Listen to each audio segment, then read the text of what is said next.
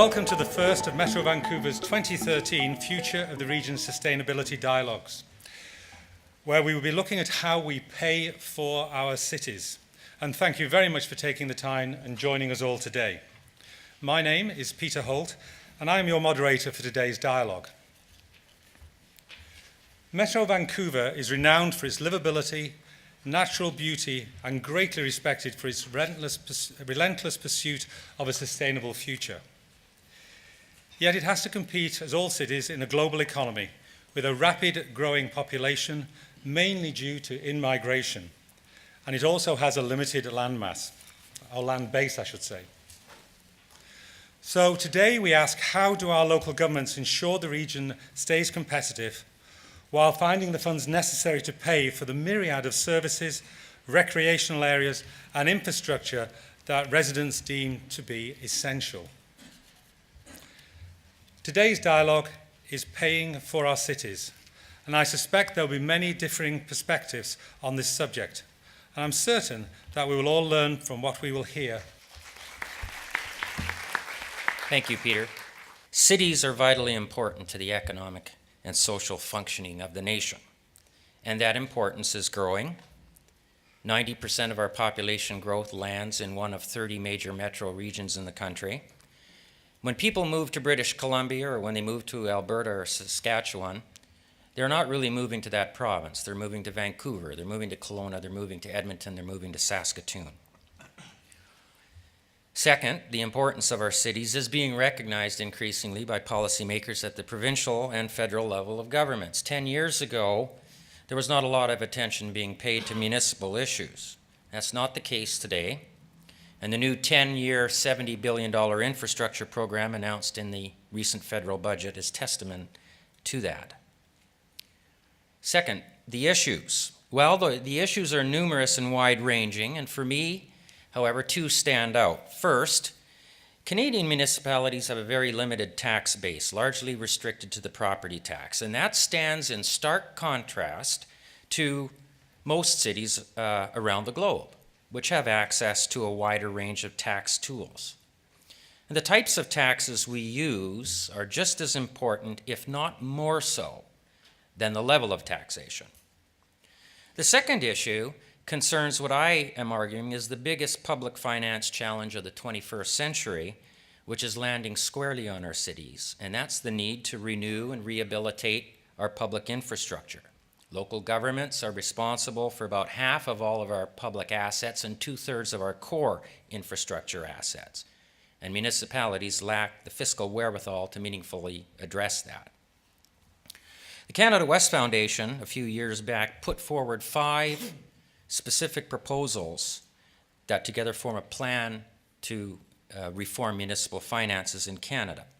First, we are suggesting that the focus be kept on core responsibilities or have municipal responsibilities better squared with appropriate resources. So as an example here, I don't believe it's good policy for any level of government to provide social programs using the property tax. It's never been designed for that use. The tax is too narrow. Property taxes should be reserved for services to property, not people. Second, municipalities should pursue more rational and accurate pricing of their services and expand user fees. That draws a tight link between the supply and demand for services, and it sorts all of the demand and supply issues out based on citizens' willingness to pay. Now, of course, that opens up the equity efficiency debate in earnest. User pay is efficient, but not necessarily equitable.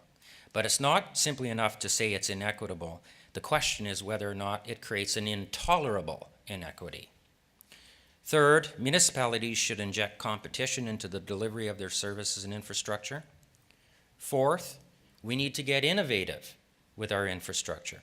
And here I'm referring to more rational decision-making, better public asset management practices, incorporation of new technologies and approaches to renewal, and better and more efficient modes of financing, funding, and delivery. And finally, we need to consider new tax tools or tax sharing for municipalities. So I want to sharpen the focus by simply closing here and hone in on the question, who should pay? And when it comes to public policy, that's a perennial question. And as we deal with that today, I think we're going to find ourselves talking a little bit about taxation. And so I want to leave you with 4 facts to consider as we engage the dialogue. First, how does the tax dollar break out? 60 cents federally, 35 cents provincially, and about 5 cents locally. Second, I think it's helpful to understand where taxes in Vancouver compare to taxes in other major metros. In 2010, the residential municipal tax on a 3-bedroom bungalow, 1,200 square feet, at an average of 25 years old, was taxed at about $1,760 across the 20 major metros.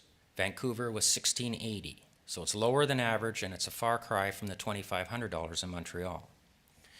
And third, Canadians, I think, are very much unaware of how their tax burden has changed over time. In 1997, the tax burden for all Canadians, for all orders of government, was 37% of GDP, and today it's 31%.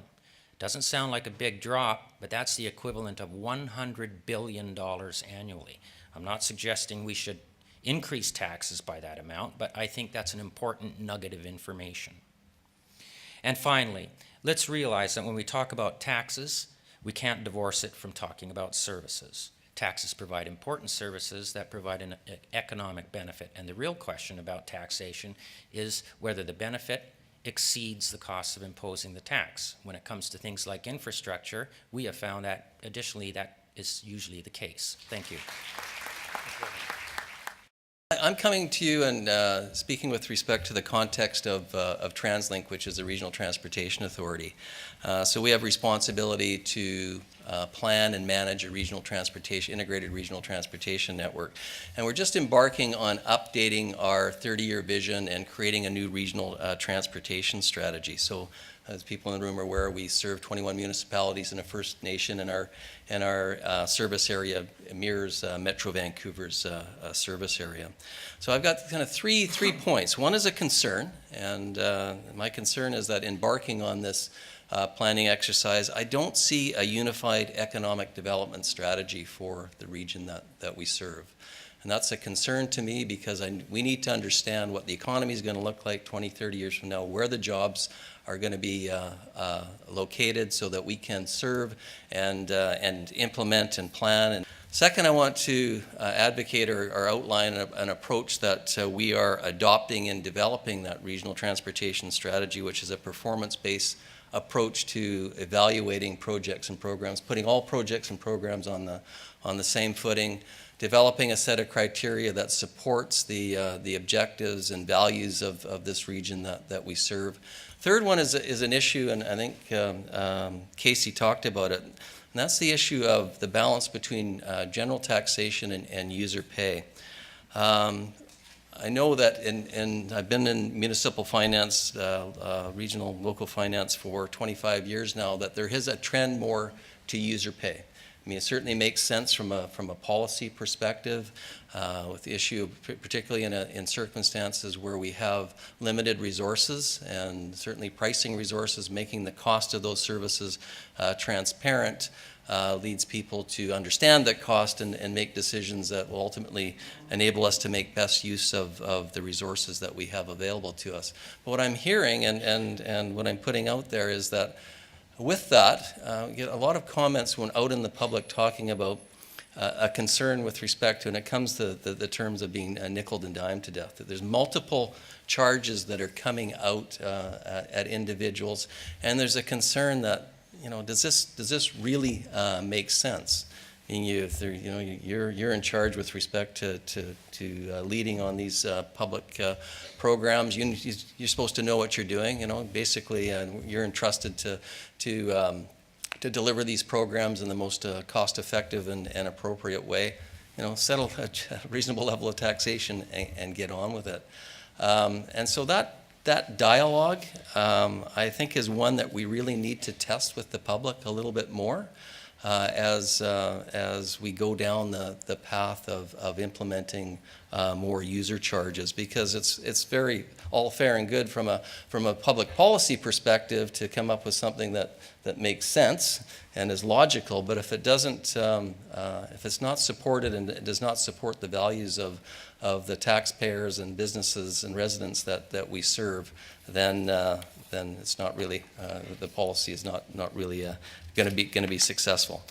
So to summarize, and I'm going to be short, basically the first one is, in my view, it's a concern that I have, is we don't have a unified economic development strategy for the Lower Mainland. There is a fair bit of support, I think, at the senior government level with respect to the Asia Pacific Gateway strategy and taking advantage that we have a natural advantage as a port city and goods movement and accepting goods and moving them to other parts of the country makes sense. I'm not certain where local government and, again, residents and businesses are on that issue. So what are those jobs going to be? Second, in terms of investment priorities, I think the Regional Transportation Authority's responsibility is to listen, understand the challenge, and put forward an investment strategy that is prioritized based on the principles and values of the region we serve, recognizing that in the end these are big investment decisions, big public policy decisions, and ultimately need to be made by our policymakers and politicians. So need to provide alternatives, but we need to clearly articulate what those trade-offs are. And then last, where is the public at and businesses that we serve with respect to the concept of user pay? It's interesting when I hear speakers from the Canada West Foundation, who I almost never agree with on anything, saying that property taxes are a regressive tax, because I agree entirely with them on that issue, that property taxes are a regressive tax. They don't for a moment reflect what a resident earns. They reflect only what the value of a resident's property is. So you can have someone who is making $200,000 a year living on a piece of property that's worth $1 million, but you can also have someone who's making $30,000 a year living on property worth $1 million. And in my community, that happens often. People who bought in Burnaby after the war are now sitting on bungalows that are apparently worth $1 million in property value, but remain the modest homes that their children grew up in. So to expect that we can reapportion wealth based on property values is a fool's game. It's one that does not give any legitimate basis for deciding the ability to pay. So the idea of downloading costs onto municipalities is highly objectionable. Let me first of all start out by saying this is a figure that is quoted often and one is completely accurate from the Federation of Canadian Municipalities. Out of every tax dollar, 8 cents goes to municipalities. 92 cents goes to the senior levels of government, that is the federal and provincial governments. And yet, and I hate to dispute facts and figures with the Canada West Foundation, but actually 60% of all of the infrastructure is held by cities. So the vast majority of infrastructure is within the local government's purview. Reality is, with that 8 cents per dollar, we're required to somehow maintain 60% of the infrastructure in this country. And I can tell you that day to day, we are squeezing every nickel to ensure that the value is given back to our citizens. And no one is under tighter inspection than your local government in regard to our expenditures.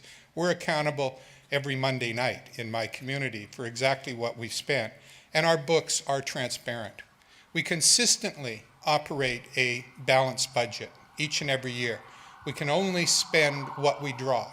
There is no mechanism for us to go beyond that. In addition, we continue in cities like mine to maintain a debt-free status.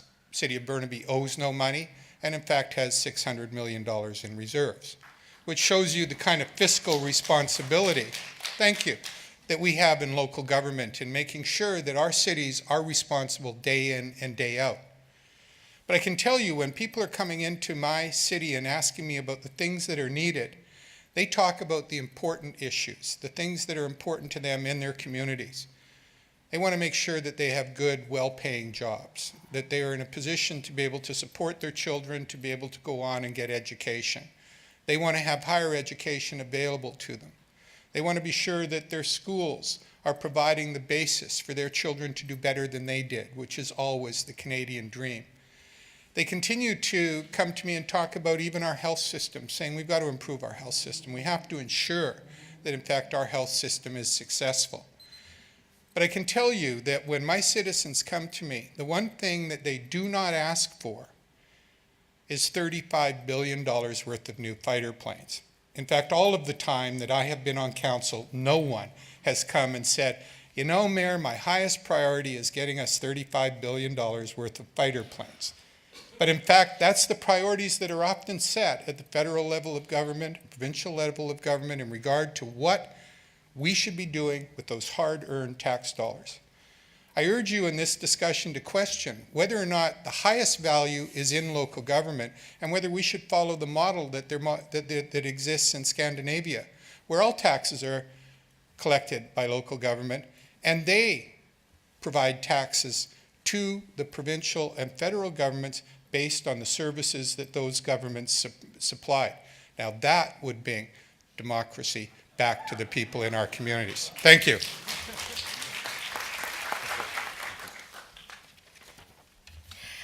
Topic of the session is paying for our cities. What that means to me is that it means how do we pay for the critical services that the municipalities provide, the critical infrastructure, not only the new infrastructure to support growth, but also to address a lot of the aging infrastructure. And certainly Director Horgan had talked about the need that 60% of the infrastructure is in fact at the municipal level. So that's quite critical. And it's quite a different situation that we find ourselves in today. I mean, 6 years ago, the topic of discussion was growing pains. We were concerned about how on earth are we going to address the labor shortages.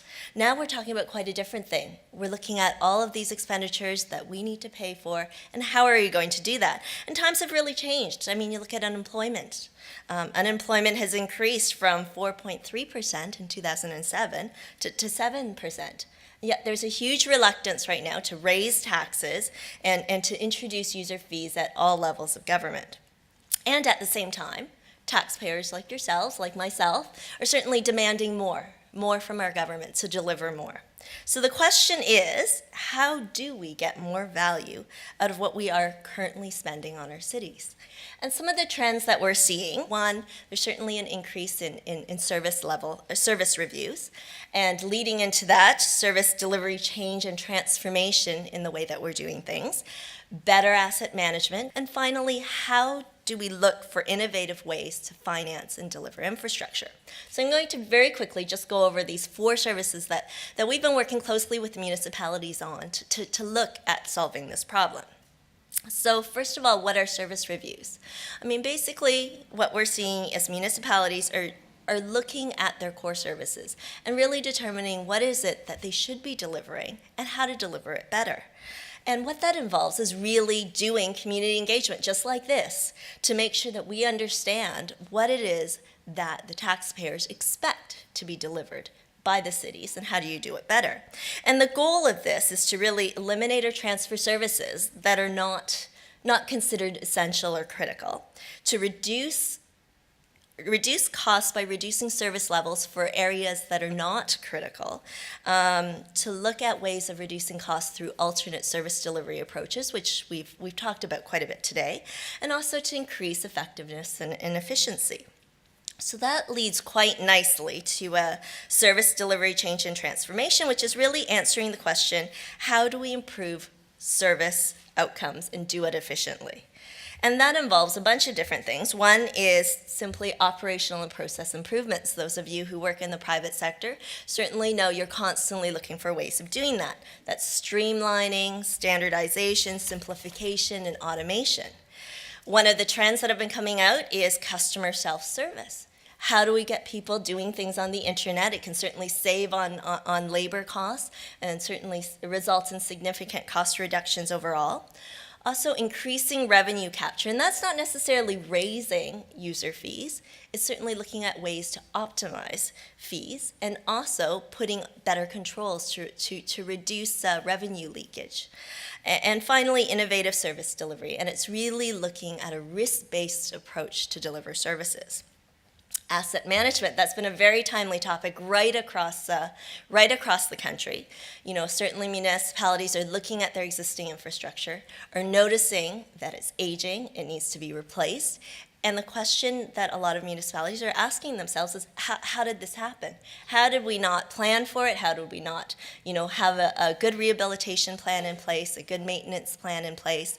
And in fact, what it is they're starting to embrace standard asset management approaches.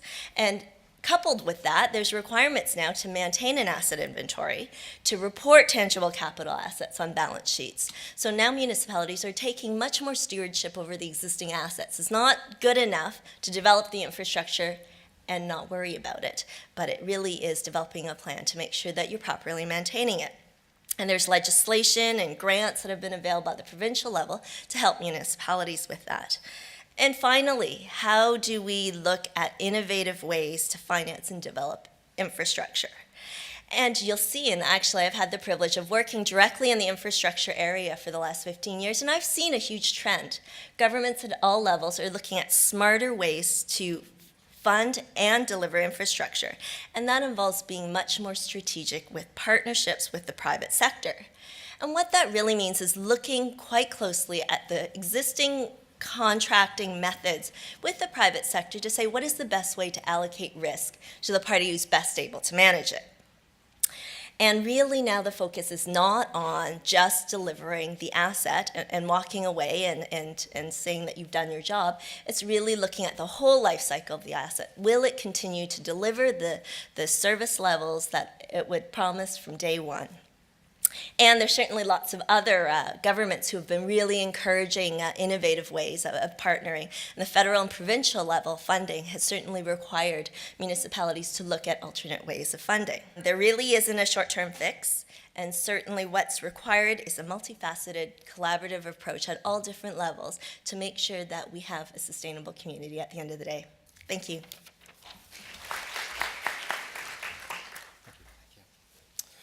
Well, good afternoon, everyone, and I'm very pleased to be here and say a few words. It's great to see the turnout that we have.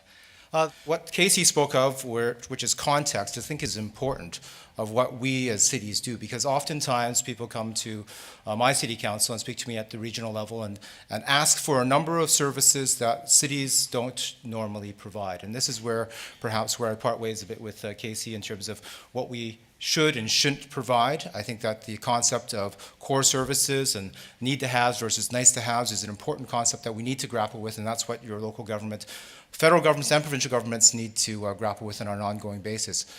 But if not the city that provides those types of services that are perhaps on the edge, some of the social services that we provide in the city, then who?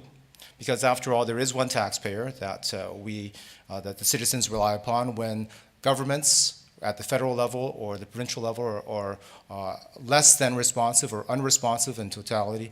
Then who do they go to? I know that Mayor Corrigan will agree with me here that cities usually are the ones that are left holding the bag, as they say.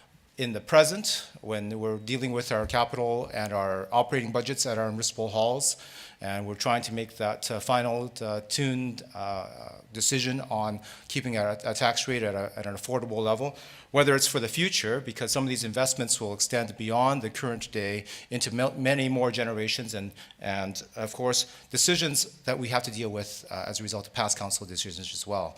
And so this is very important, because oftentimes present-day council or present-day decision makers often saddle future generations with much of the debt or poor decisions that could have been made better, and therefore limits the ability of the current decision makers from making positive decisions for the local community.